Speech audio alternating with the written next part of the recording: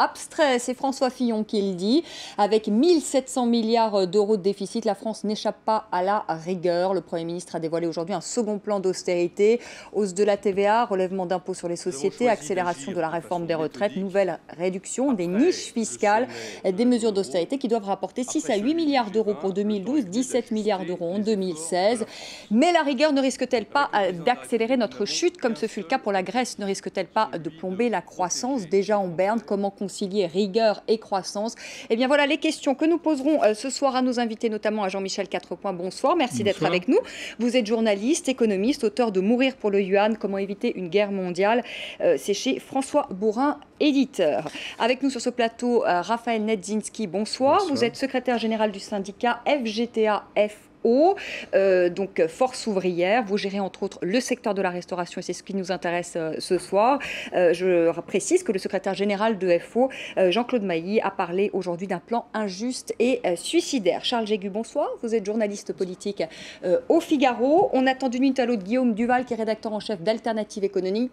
Et puis avec nous ce soir en direct Benoît Hamon qui est porte-parole du Parti socialiste. Bonsoir, merci d'être avec nous. Avec nous également Fabienne Keller qui est sénatrice UMP, vice-présidente de la Commission des finances au Sénat. Ils nous donneront leur réaction donc à ce plan de rigueur. Avant de commencer ce débat, on fait le point tout de suite sur l'ensemble des mesures qui ont été annoncées ce lundi par le Premier ministre François Fillon. Une mine grave pour des annonces de rigueur. Pour François Fillon, les Français sont prêts à cette nouvelle cure d'austérité. Désormais, nos concitoyens sont conscients des risques que font peser les déficits et l'endettement sur notre vie et sur notre avenir. Le mot de faillite n'est plus un mot abstrait. Notre souveraineté économique, financière et sociale exige des efforts collectifs et prolongés, et même quelques sacrifices.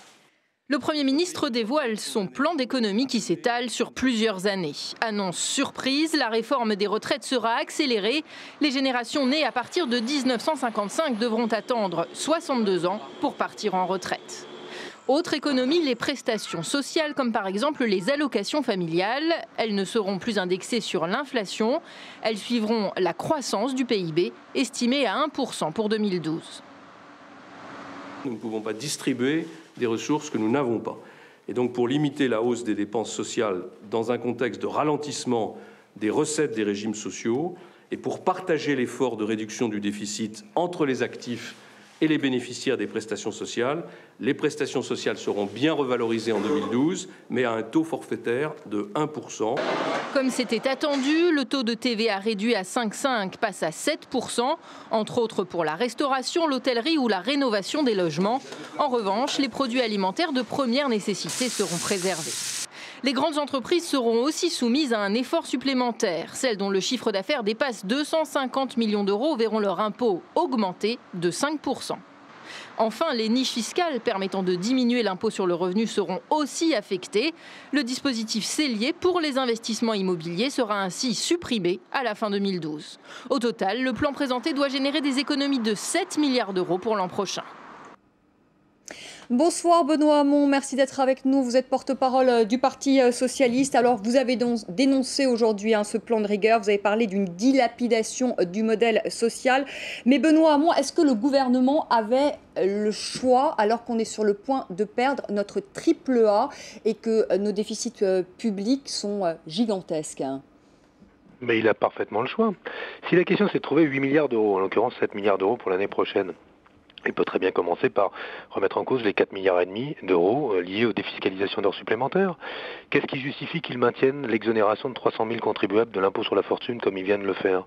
Qu'est-ce qui justifie qu'on fasse une économie aussi importante que celle-là et qu'elle ne soit pas remise en cause au moment où on demande des sacrifices aux Français au point qu'on indexe les prestations sociales non plus sur l'inflation mais sur la croissance et que ça se traduise pour des gens qui vivent des allocations sociales, peut-être pas des minima sociaux mais d'un certain nombre d'allocations, notamment l'indemnisation chômage, qui vivent aujourd'hui aujourd'hui avec quelques centaines d'euros.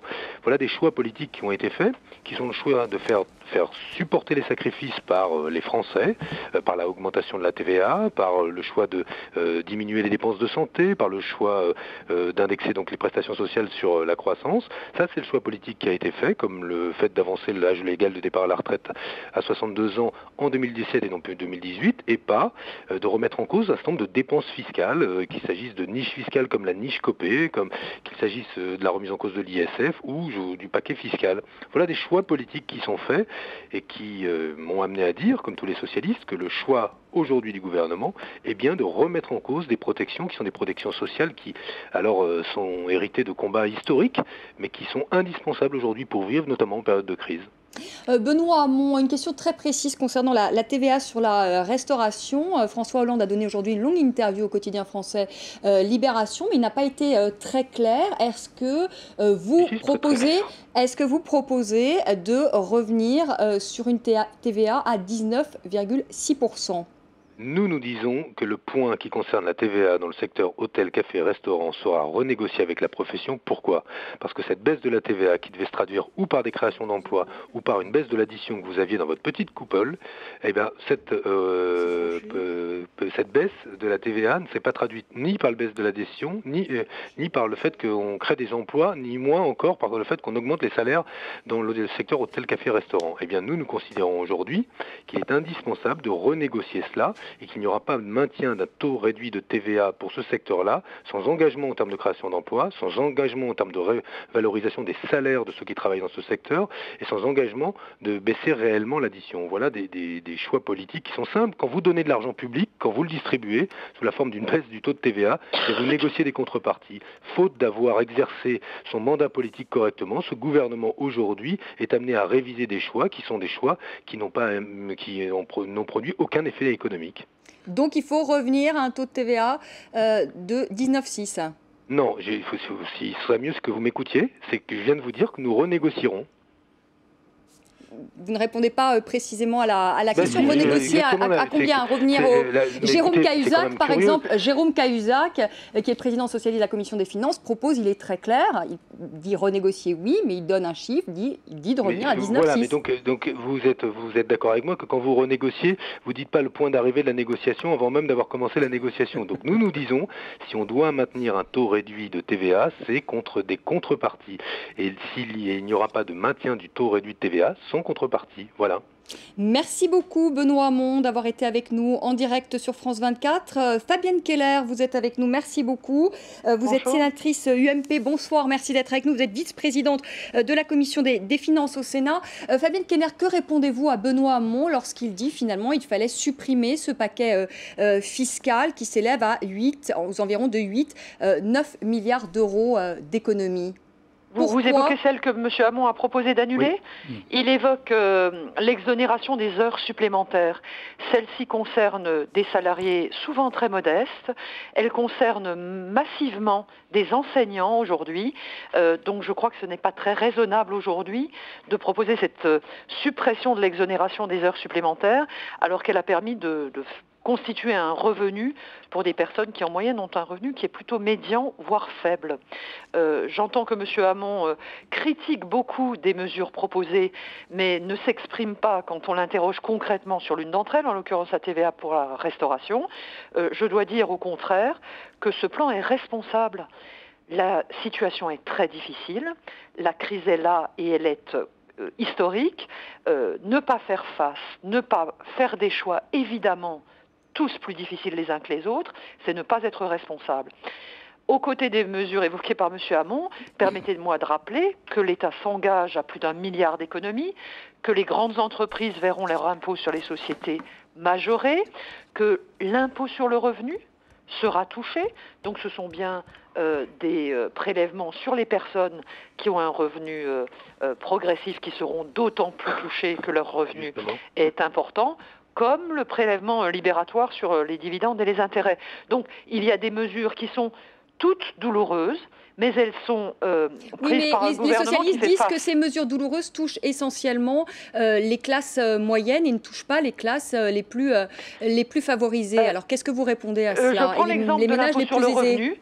L'impôt sur le revenu, la mesure, c'est celle qui a le plus d'impact en termes de chiffres, s'agissant des mesures annoncées aujourd'hui, et celle-ci, conformément au barème de l'impôt sur le revenu, concerne de manière progressive les gens en fonction de leur niveau de revenu. Évidemment, le Premier ministre et tout son gouvernement ont eu le souci d'essayer de préserver les plus faibles. C'est pour cela que, par exemple, tous les minimums continuent à être indexés comme avant, le minimum vieillesse continue à être rattrapé. Je rappelle que celui-ci fait l'objet d'une augmentation de 25% sur 5 ans, conformément aux engagements du président de la République. Donc les stabilisateurs sociaux qui touchent les populations les plus faibles sont bien préservés dans ce plan, comme dans les précédents, mais des mesures responsables sont accélérées, comme la retraite. Nous sommes un pays européen qui est une anomalie en Europe, en termes d'âge de départ à la retraite. Cela coûte des fortunes. Accélérer d'un an sa mise en œuvre, c'est permettre de dégager des recettes supplémentaires un peu plus rapidement que prévu. Quand on analyse ce plan, il y a peu de mesures nouvelles. Il y a en fait une accentuation d'une stratégie constante conduite par le gouvernement qui permet de cibler l'équilibre des comptes. C'est pas rien l'équilibre. Cette année, on a encore un déficit de 90 milliards d'euros. L'équilibre pour 2016 dans une stratégie durable, mais aussi complètement responsable, parce qu'on ne peut pas avoir une crise et distribuer de l'argent qu'on n'a plus. J'attends les propositions du Parti socialiste pour connaître les recettes réelles. Merci beaucoup. Merci beaucoup Fabienne Keller d'avoir été avec nous en direct dans le débat de France 24. Merci beaucoup également à Benoît Hamon. Jean-Michel Quatrepoint voudrait peut-être réagir aux propos et de Benoît Hamon et de Fabienne Keller. Oui. Est-ce que c'est un bon plan, le plan qui a été annoncé? Est-ce que c'est un plan qui défavorise les classes moyennes? C'est un plan qui pèse sur les classes moyennes, indiscutablement. 86% des mesures concernent les ménages, grosso modo. Cela dit, je crois que Fabienne Keller et Benoît Hamon sont dans un jeu de rôle, bien évidemment, et dans ce qu'ils disent, il y a à prendre et à laisser. Alors, la mesure la plus importante dans ce plan, c'est sur la retraite, indiscutablement. C'est celle qui rapporte le plus. Pas tout de suite, mais progressivement. Ensuite, Fabienne Keller, il faut lui rappeler quand même qu'en France, il y a 62 ans, c'est moins que l'Allemagne, 67, mais en même temps, ce qui compte, c'est la durée de cotisation.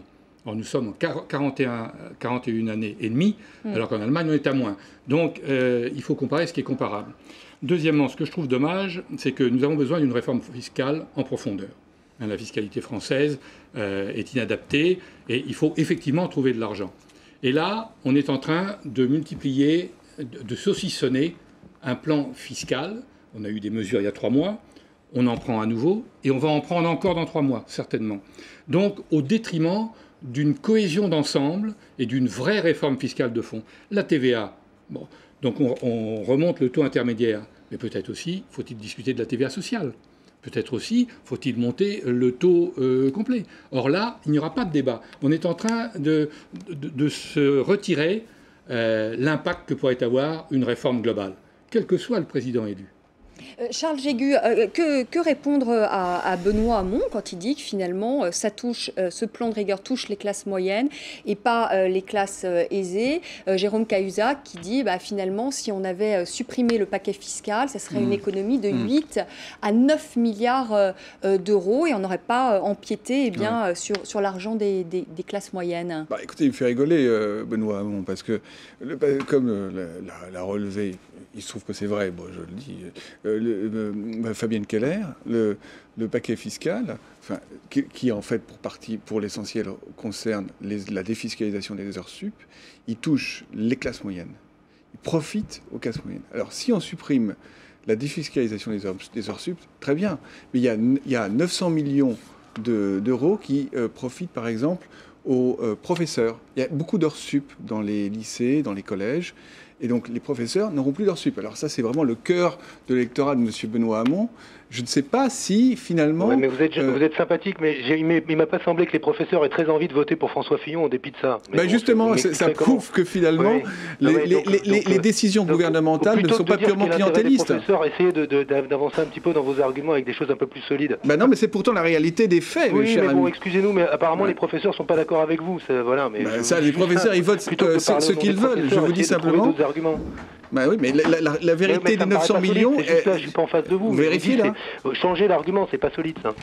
Ben non, je n'en change nullement. Par ailleurs, c'est vrai que le paquet fiscal intéresse les classes moyennes. Et au-delà même des professeurs, c'est vrai pour les classes ouvrières, c'est vrai pour les classes moyennes. Bon, donc si vous voulez le supprimer, c'est une idée intéressante, mais il faut savoir à qui, au détriment de qui, cette suppression sera portée. Est-ce que je peux réagir 2 secondes? Allez-y, Benoît Hamon. Non, mais c'est juste, c'est assez amusant, mais nous, on a de la constance pour nous. Depuis le début, nous disons que le paquet fiscal, et notamment la défiscalisation des heures supplémentaires, et vous ne trouverez pas beaucoup d'économistes pour dire le contraire, a comme conséquence en période de crise d'augmenter le chômage. Et c'est d'une évidence, pardon de le dire, mais qui sonne comme une lapalissade. À partir du moment où les chefs d'entreprise ont plus d'intérêt à faire des heures supplémentaires que d'embaucher, eh bien ils font des heures supplémentaires et n'embauchent pas. Et en période de crise, pardon, là aussi de rappeler cette petite leçon économique élémentaire, mais le fait de faire en sorte que des chômeurs deviennent des travailleurs, ça soutient la demande, ça soutient la consommation, donc ça remplit le carnet de commandes des entreprises. Alors, donc c'est bon pour l'économie française.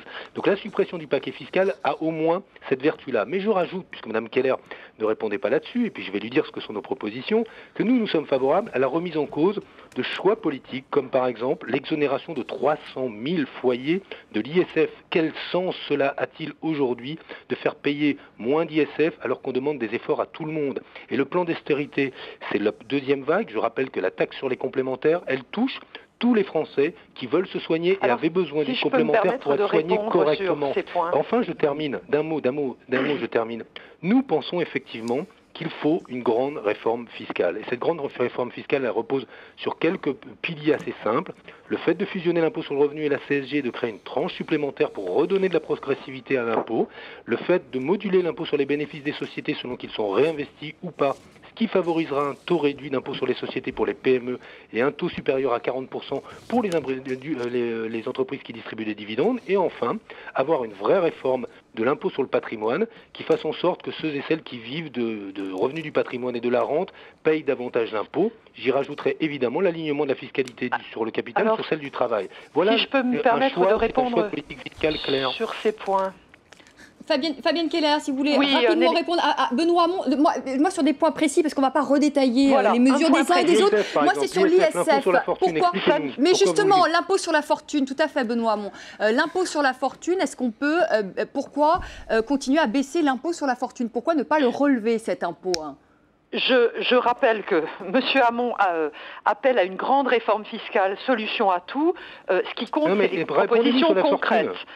Sur l'impôt sur la fortune, il a fait l'objet d'une réforme. Vous répétez à l'envi cet argument sur l'exonération des foyers. Vous oubliez l'augmentation du taux qui l'a accompagné, qui permet de beaucoup plus pénaliser les foyers qui ont un patrimoine important. Mais je voudrais intervenir aussi sur l'exonération. Benoît Hamon, si je peux me permettre de... Benoît Hamon, merci de laisser parler Fabienne Keller. Voilà, merci beaucoup. Sur la défiscalisation des heures supplémentaires, ça ne va pas faire plaisir à M. Hamon. Rappelons-en l'origine. C'est les 35 heures.